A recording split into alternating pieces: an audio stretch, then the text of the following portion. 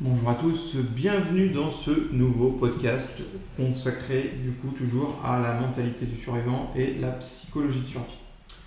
Donc aujourd'hui on va parler un peu de mes expériences personnelles, donc je vais vous ouvrir un peu mon cerveau on pourrait dire, et évidemment je vais vous parler d'événements qui ont un peu marqué ma vie, sans pour autant vous raconter ma life, parce que bon, je pense que je n'est pas forcément trop plus intéressante qu'une autre.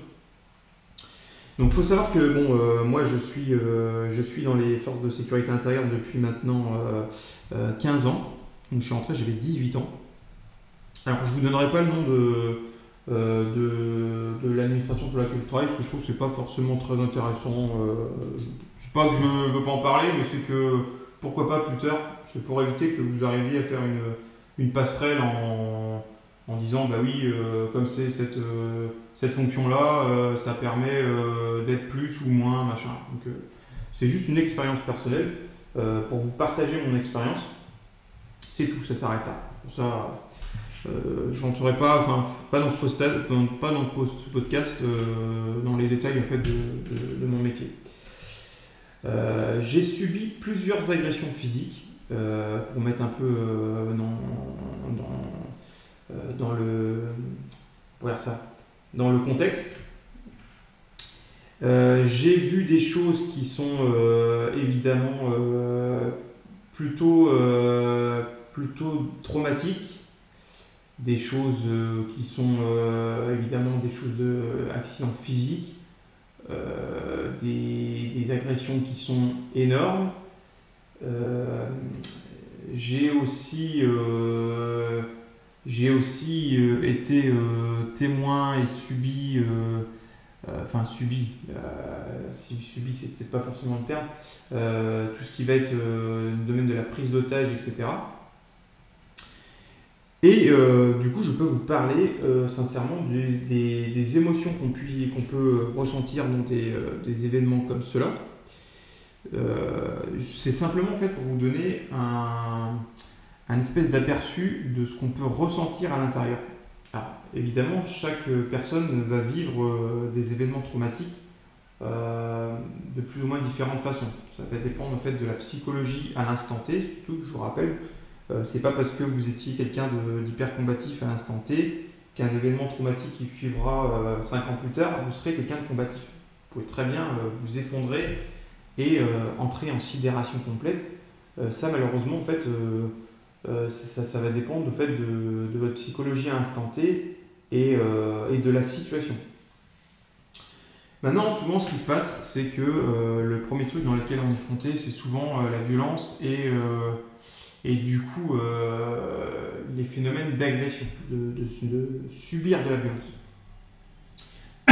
Donc ce qu'il faut savoir, c'est que quand vous êtes victime d'agression, il y a plusieurs cheminements qui se passent. Déjà, il y a la phase d'agression d'elle-même, hein, où du coup, vous allez avoir mal, évidemment. Après, votre cerveau, plus ou moins, va prendre le relais, comme je vous ai expliqué, de façon soit par sidération, soit par fuite, soit par combativité. Il faut savoir que je pense que la première agression que j'avais subie, j'étais beaucoup plus dans la sidération.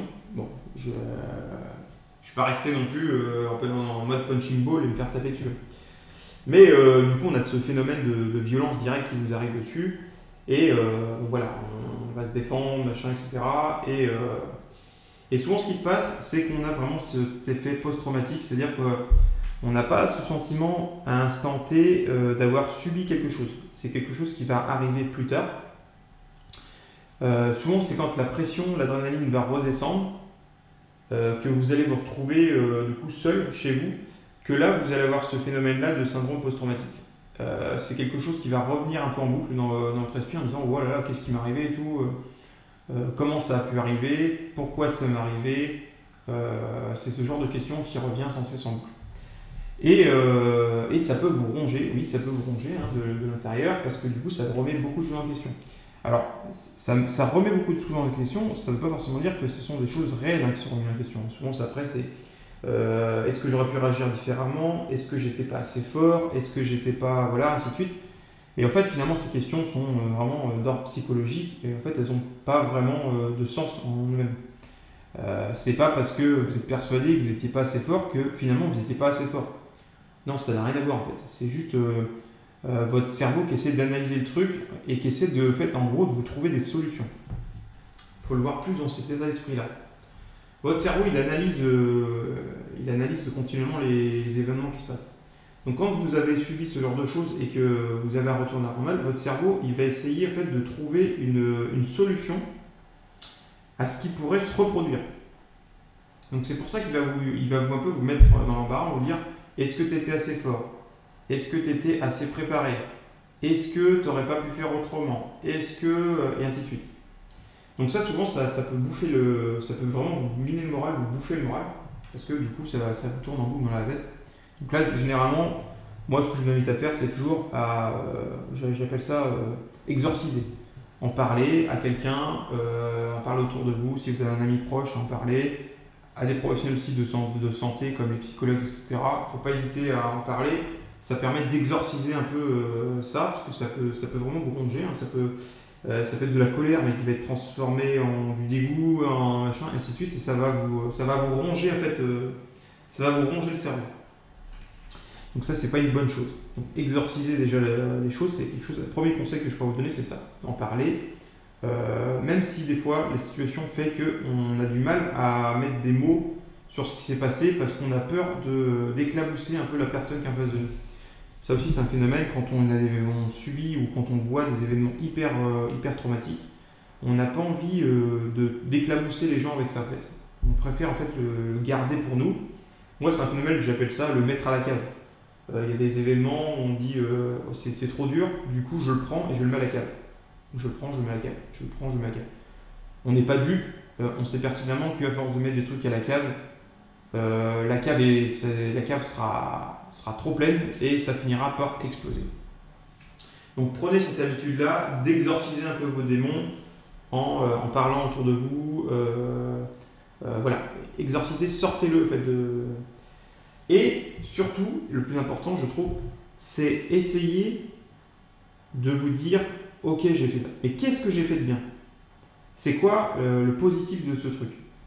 À quel moment j'ai bien réagi? Qu'est-ce que j'ai fait qui a fait que la situation s'est moins dégradée ou s'est améliorée, etc. Ça, c'est très très fort, je trouve, comme entraînement psychologique, c'est d'arriver toujours à avoir le positif dans quelque chose d'hyper négatif. C'est ce qui va vous forger vraiment le mental du survivant. Quand on parle de mentalité de survie, moi je trouve que c'est vraiment ça de ce qu'on parle, vraiment le truc. Cherchez toujours le positif qui est dans une situation même la pire possible. Donc c'est un exercice que je vous invite vraiment, vraiment à faire. C'est ça, c'est à chaque événement traumatique, très dur de votre existence, essayez, alors je sais que c'est pas évident, hein, mais de prendre du recul et de visualiser le positif de cette situation-là. Il y aura forcément quelque chose de positif, même s'il est minime, il y aura forcément quelque chose de positif. Même dans des situations voilà, très graves, très traumatiques, qui vous ont vraiment laissé une grosse cicatrice intérieure, il y a forcément quelque chose de positif qui en sortira. Il faut l'accepter, faut arriver à prendre de la hauteur et on verra toujours quelque chose de positif. Pour vous donner un ordre d'idée, j'ai assisté à une tentative d'homicide sur un de mes collègues. Et c'est pareil, c'est quelque chose que j'ai pas subi tout de suite parce que je me suis pas rendu compte que la situation était grave à ce point. C'est quand je vous remets pas le contexte que c'est quelque chose de professionnel. Je ne peux pas vous dire en détail parce que bon, forcément il y a un secret professionnel, etc. Mais ce qu'il faut savoir, c'est que mon collègue en fait a subi une tentative d'homicide en fait. Et en fait, j'étais en surveillance et du coup, j'ai vu qu'il se passait quelque chose de bizarre. Quand je dis bizarre, c'est que j'ai pas un visuel vraiment sur ce qui se passait. La situation m'a paru vraiment mais bizarre. Très très très étrange. Il y a des sentiments des fois où vous dites il se passe quelque chose de bizarre. Donc j'ai préféré prendre les devants et déclencher l'alarme, etc. Et il s'avère qu'en fait, du coup, mon collègue était en train de subir une tentative d'homicide. Donc sur le coup, en fait, on ne se rend pas forcément compte. Hein, on voit, voilà, ça, on a fait l'intervention, etc. Et c'est quand j'ai recroisé mon collègue qui m'a dit, tu te rends compte, si tu n'avais pas vu, en fait, j'aurais pu mourir. En fait. Et finalement, c'est après que vous avez une réflexion. C'est après que vous dites, mais imaginons que j'avais pas vu, ou alors j'avais pas senti, ou etc. Comment ça aurait fini? Et c'est à partir de ce moment-là qu'on a des trucs, des sentiments qui viennent après l'événement. Sur l'instant T, on ne s'en rend pas forcément compte, etc. Dans cet aspect positif, il faut toujours, voilà, comme je vous ai expliqué, on prend des trucs positifs. Le positif de la situation, c'est que j'ai réussi en fait, à interpréter quelque chose et du coup, l'aboutissement du truc, c'est qu'il s'est passé quand même un bon truc. Donc il faut toujours arriver à avoir cette gymnastique de prendre le positif. Pour que votre cerveau, en fait, il assimile ça à un peu un bonbon, un chocolat que vous lui aurez donné. Il dit, écoute, c'est vrai, t'as subi, mais regarde, t'as fait ça. Ça, c'est exceptionnel, c'est super bien, en fait. Donc, sois content, quoi. Sois fier de toi, t'as fait ça. Essayez d'avoir cette démarche-là, cette dynamique toujours, continuellement. Dans n'importe quel événement, même le plus grave, souvent, il y a quelque chose aussi qui revient, c'est quand vous assistez à des enterrements, etc. Il y a cet effet de recueillement, etc. où il y a beaucoup de souffrances et de douleurs qui viennent. Les gens sont dans cette optique de recueillement et en plus il y a cette espèce de douleur, etc. Essayez au maximum de penser au positif. Qu'est-ce que j'ai su? Qu'est-ce que j'ai vécu de bien avec cette personne? Qu'est-ce que j'ai les souvenirs où j'ai rigolé, où j'ai machin, etc. Pourquoi? Parce que votre cerveau il a besoin de ça. Il a besoin de se dire ouais, ça me fait du bien, ça me conforte, ça me réconforte, etc. Parce que ce qu'il faut savoir, c'est que quand vous serez en situation dégradée, vous serez peut-être tout seul, vous serez peut-être livré à vous-même. Donc il faut que vous arriviez à faire cette gymnastique-là, parce que vous allez en chier, vous allez subir des choses, vous allez vraiment morfler. Donc si vous êtes capable, avec une situation, de prendre du recul et se dire ok, je suis dans la merde, il n'y a pas de souci, mais qu'est-ce que j'ai fait de positif? Là, qu'est-ce que j'ai fait de bien? J'ai fait ça de bien, ça c'est super, ça c'est exceptionnel, là je suis content de moi. Et là du coup, là ça met un petit boost au moral. Et du coup votre cerveau il prend ça, il le prend. Il dit ouais, hop, et c'est comme un pansement que vous allez mettre sur votre blessure. Vous allez subir un truc, j'ai fait ça de bien, et bien tiens, pansement, hop, ça va aider à cicatriser. Et on revient à la cicatrice. Plus vous allez voir votre cicatrice psychologique comme un rappel de quelque chose de fort, ça va vous donner de la force, ça va vous donner de l'envie de continuer. Comme je vais vous le répéter, je vais vous m'attraquer, hein, je vais vous emmerder avec ça, mais vous avez le droit de vous écrouler. Vous avez le droit de lâcher l'affaire, tomber les bras par terre, hurler, crier, tout ce que vous voulez. Ce que vous n'avez pas le droit de faire, c'est d'abandonner. Vous devez toujours vous relever et repartir au combat. C'est la seule chose qui est obligatoire. Vous avez vraiment le droit de vous effondrer, mais vous devez toujours finir par vous relever et repartir au combat. C'est un peu ma petite parole pour finir ce podcast un peu personnel. N'hésitez pas à faire ça. Prenez sur vous-même. Ne lâchez rien. C'est comme dans un combat de boxe. Vous avez le droit d'en prendre plein la gueule. Vous avez le droit d'être 2 secondes au sol. On se relève. Quoi qu'il arrive, on se relève, on combat. On lâche pas l'affaire. Tant qu'il n'y a pas eu la cloche, c'est pas fini. On est dans cette dynamique-là, on lâche rien. Et dans une situation dégradée, dans une situation de survie, c'est la même chose. Vous n'allez pas bien, etc. Il n'y a pas de souci. Vous avez le droit en fait, de ne pas être bien, etc. Ce que vous n'avez pas le droit de faire, par contre, c'est de lâcher l'affaire. De baisser les bras et d'abandonner. Vous devrez toujours combattre. Toujours.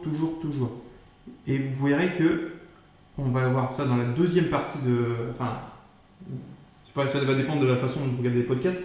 mais dans le prochain podcast, ça va nous amener à un autre point qui est aussi un point important vis-à-vis de ça, le fait de se relever, etc. Et de continuer à combattre.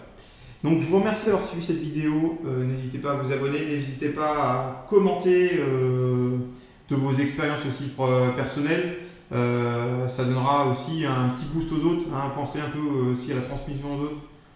N'oubliez pas, on est un animal social, on a besoin de ça, on a besoin de se transmettre du positif. Le positif engendre le positif, plus vous transmettrez de positif aux gens et plus les gens vous transmettront du positif. Et c'est comme ça qu'on évoluera. Et c'est la seule manière en fait dans ce monde du coup de faire évoluer ce monde dans quelque chose de positif et de meilleur. Merci d'avoir écouté ce podcast et je vous dis à la prochaine pour de nouveaux podcasts.